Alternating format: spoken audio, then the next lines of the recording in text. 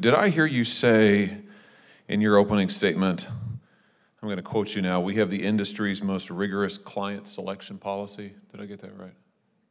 We believe that to be true, Senator. Well, how is it then that you end up with so many clients who are state-owned Chinese corporations hostile to the United States?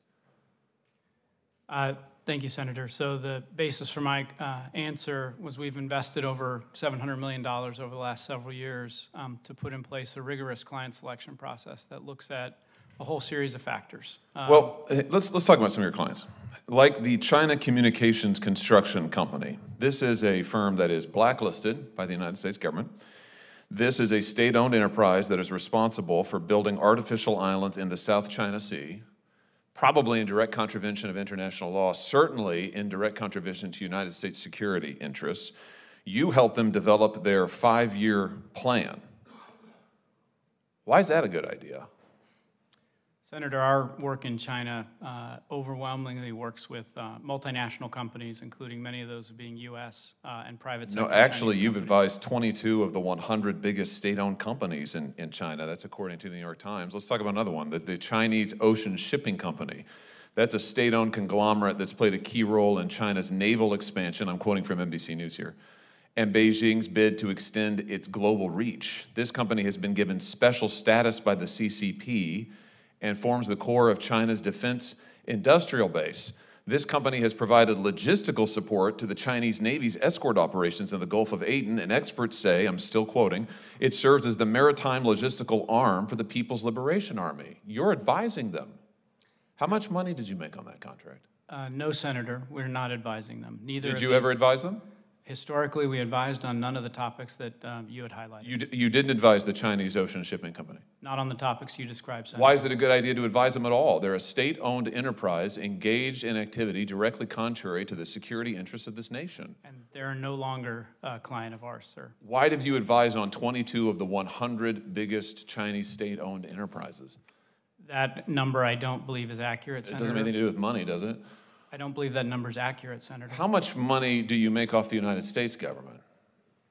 I don't know the size of our work with the U.S. I do. Government, Senator. In 2021, you made more than $850 million in consulting work for the federal government with the Department of Defense as your top client. When you bid for those government contracts, did you disclose your work for these Chinese state-owned enterprises that were conducting activity adverse to our national security? Did you disclose it to the Department of Defense? Senator, we take OCI incredibly seriously and have even gone beyond what is required around disclosures. So that's a yes?